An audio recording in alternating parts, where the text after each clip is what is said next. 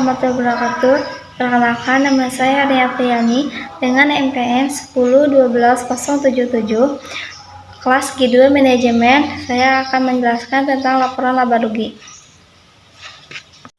Perkenalkan, nama saya Nani Sumarni, NPM 101-20-788, kelas G2 Manajemen. Saya di sini akan menjelaskan rasio. Halo, perkenalkan, nama aku Putri Melani Gustian dengan nomor induk mahasiswa 10-12-06-10, kelas G2 Manajemen. Di sini saya akan membahas mengenai materi investasi. Perkenalkan, nama saya Rismayanti, kelas G2 Manajemen dengan NPM 101200791. Di sini saya akan menjelaskan tentang materi laporan keuangan. Nama saya Wilda Jamila Suryaman dengan NPM 101200656, kelas G2 Manajemen. Di sini saya akan menjelaskan tentang rasio. Tugas ini dibuat untuk memenuhi tugas evaluasi tengah semester dengan mata kuliah Manajemen Keuangan. Laporan laba rugi. Pengertian laporan laba rugi. Laporan laba rugi adalah laporan yang merangkum pendapatan, beban, dan laba perusahaan selama satu periode pelaporan. Biasanya, laporan ini dibuat untuk menjelaskan kondisi keuangan perusahaan pada periode tertentu. Maka dari itu, sebagai besar laporan dikerjakan pada akhir tahun atau akhir bulan, sesuai ketentuan di perusahaan tersebut. Keuangan ada 3, yaitu laporan neraca, laporan laba rugi, dan laporan arus kas. Nah, saya di sini akan menjelaskan tentang laporan laba rugi. Ada 2, yaitu akun pendapatan dan akun beban. Akun pendapatan adalah debit untuk penurunan, kredit untuk kenaikan, dan untuk akun beban adalah debit untuk kenaikan, kredit untuk penurunan. Laba rugi adalah total pendapatan dikurang beban. Ketika pendapatan suatu perusahaan dikurang dengan beban dan hasilnya adalah negatif, maka perusahaan itu mengalami laba atau keuntungan.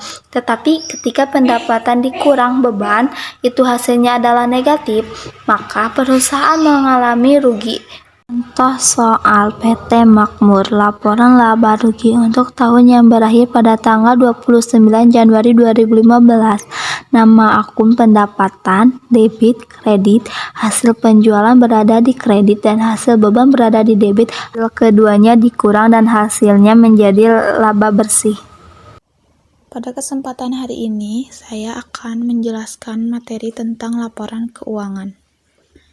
Laporan keuangan adalah catatan informasi keuangan dari suatu perusahaan pada suatu periode akuntansi yang dapat digunakan untuk menggambarkan kinerja perusahaan, khususnya dalam bidang keuangan.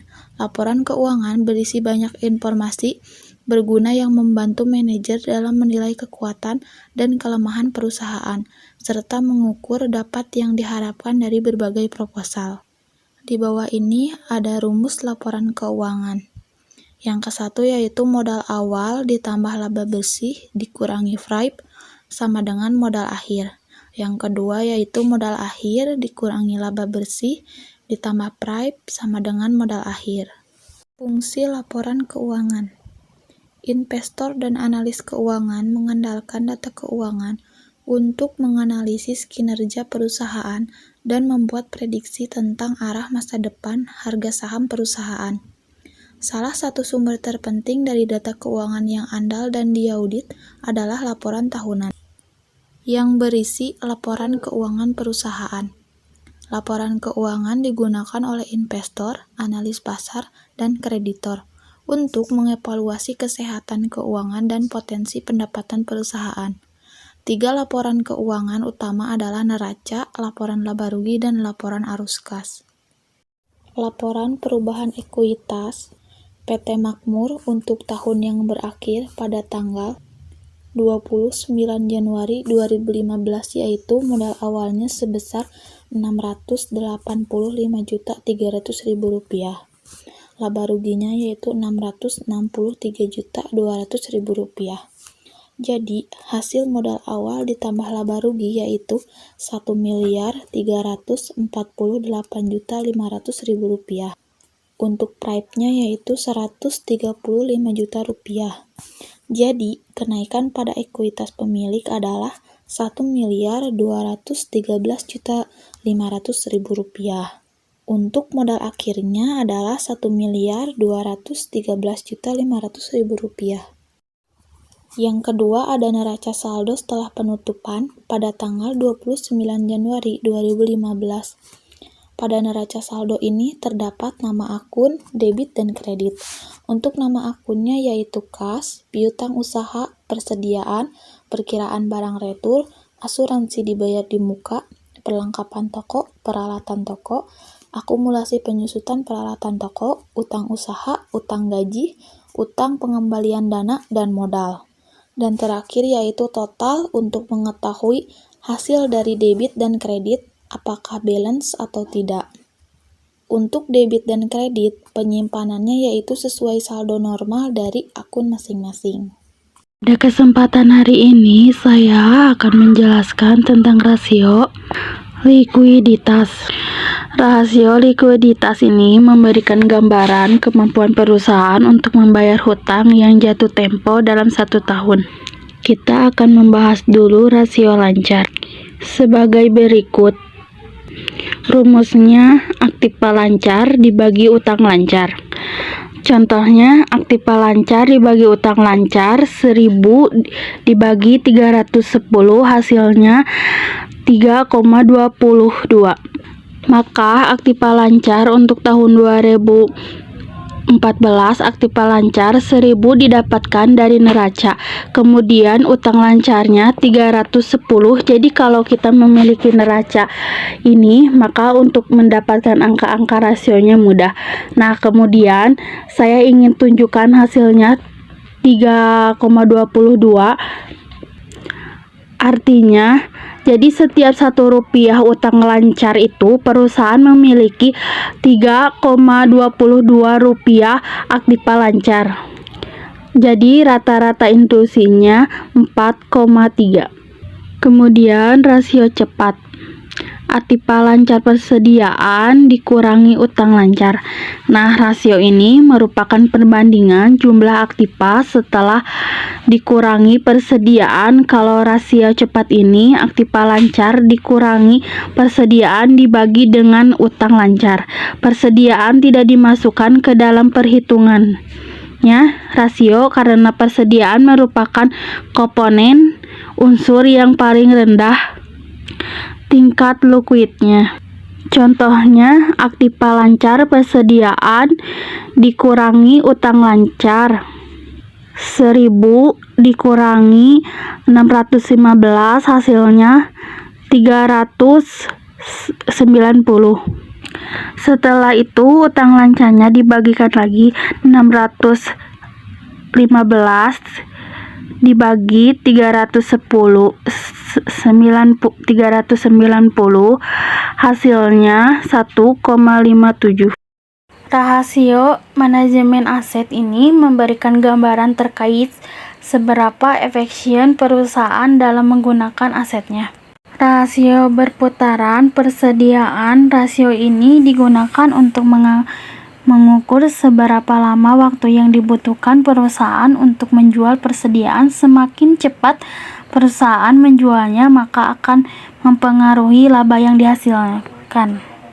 Contohnya, penjualan dibagi persediaan 3000 dibagi 615 hasilnya 4,60. Di tahun 2014 diketahui penjualan ada 3000, kemudian persediaan ada 615, sehingga diperoleh berputaran persediaan di tahun 2015 adalah 4,9 kali.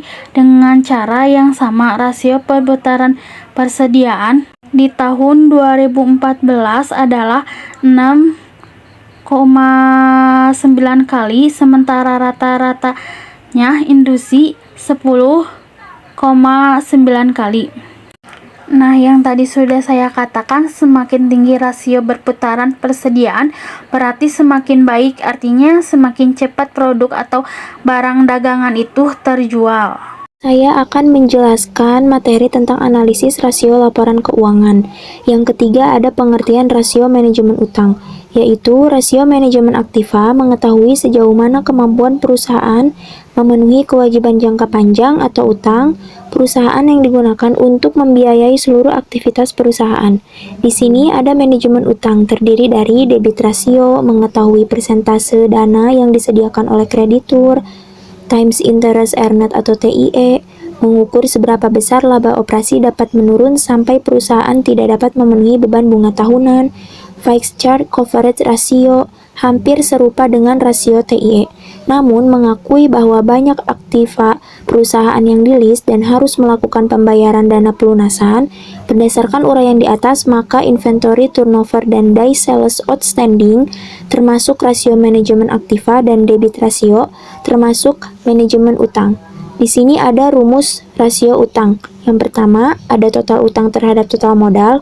Rumusnya adalah total utang dibagi total modal sama dengan total utang dibagi total utang ditambah ekuitas dan rata-rata industrinya yaitu 38,4%. Yang kedua, ada rasio times interest earned. Rumusnya adalah laba sebelum bunga dan pajak atau EBIT dibagi biaya bunga. Rata-rata industrinya yaitu 6,0 kali. Di sini ada contoh soal manajemen utang. Contoh kasus perhitungan times interest earned ratio. Yang pertama, sebuah perusahaan manufaktur mengajukan pinjaman baru ke bank untuk pembelian mesin-mesin produksi. Bank meminta laporan keuangannya untuk menghitung times interest earned ratio sebelum memutuskan apakah akan memberikan pinjaman baru tersebut. Laporan keuangan menunjukkan laba sebelum pajak dan bunga adalah sebesar 250 juta. Sedangkan biaya bunga untuk tahun yang bersangkutan hanya sebesar 50 juta. Perhitungan times interest earned ratio adalah sebagai berikut, yaitu laba sebelum pajak dan bunga 250 juta dan bunga 50 juta. Jadi 250 juta dibagi 50 juta yaitu hasilnya adalah 5 kali. Yang keempat ada pengertian rasio profitabilitas. Adalah rasio atau perbandingan untuk mengetahui kemampuan perusahaan untuk mendapatkan laba atau profit dari pendapatan atau earning terkait penjualan aset dan ekuitas berdasarkan dasar pengukuran tertentu. Pada zaman sekarang, investasi sudah sangat dikenal luas oleh para masyarakat dan sudah banyak masyarakat yang melakukan investasi. Nilai yang akan kita investasikan sekarang atau nilai saat ini disebut dengan PV, sedangkan menjadi nilai di masa depan itu disebut dengan FP.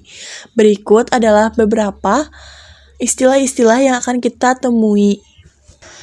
Nilai di masa depan, future value atau FP pada akhir tahun pertama sama nilainya dengan awal tahun kedua. Selanjutnya, present value atau PV, future value atau FP, dan anuitas A dapat ditulis PFA saja. Berikut ini adalah rumus-rumus untuk konversi PF dan A. Selanjutnya yaitu kriteria investasi. Kriteria investasi itu ada 4. Yang pertama, net present worth atau net present value. NPV adalah selisih antara benefit penerimaan dan cost atau pengeluaran. Sedangkan gross benefit cost ratio adalah perbandingan rasio dari jumlah benefit kotor dengan biaya kotor yang telah di present value-kan. Yang ketiga ada internal rate of return atau IRR, merupakan tingkat bunga yang menggambarkan bahwa antara benefit atau penerimaan yang telah di present value-kan dan cost pengeluaran yang telah di present value-kan sama dengan 0. Dengan demikian, IRR ini menunjukkan kemampuan suatu proyek untuk menghasilkan return. Yang keempat yaitu payback periode atau payback period, merupakan jangka waktu periode diperlukan untuk membayar kembali atau mengembalikan semua biaya-biaya yang telah dikeluarkan di dalam investasi suatu proyek. Berikut yaitu compound interest table atau tabel yang akan kita gunakan dan akan membantu kita pada saat mengerjakan soal nanti. Selanjutnya yaitu contoh soal. Nah, yang pertama yaitu investasi awal 100 juta present pada N sama dengan 0 pada tahun ketiga sampai dengan ke-10 proyek menghasilkan pemasukan bersih 20 juta per tahun. Nilai sisa tahun ke-11 adalah 30 juta. Yang ditanyakan, dengan suku bunga bank 10%, berapa nilai net present value atau NPV proyek tersebut? Apakah proyek tersebut? Dari soal di atas, kita dapat membuat jawaban. Langsung aja ya, minus 100 di sini didapatkan dari pengeluaran, karena pengeluarannya itu 100 juta dan ini pengeluaran, jadi nilainya yaitu negatif. Ditambah 20 ini didapat dari tahun ke-3 sampai tahun 10 pendapatannya. Pendapatannya kan 20 juta. Jadi di sini 20. Dalam kurung 5,335. Nah, ini didapatkan dari paper A. Paper A cara menentukannya yaitu dengan melihat tahun pemasukannya itu ada berapa, dihitung dan dilihat di tabel yang tadi. Dikali 1 di sini didapatkan dari rumus, ditambah 0,1. Nah, 0,1 ini adalah suku bunga yang didesimalkan. Tadi suku bunganya yaitu 10% dan didesimalkan menjadi 0,1. Pangkat minus 2 ini didapatkan jatuh dari tahun sebelum anuitas pertamanya. Dan ditambah 30 di sini adalah sisa pendapatan yang dijual.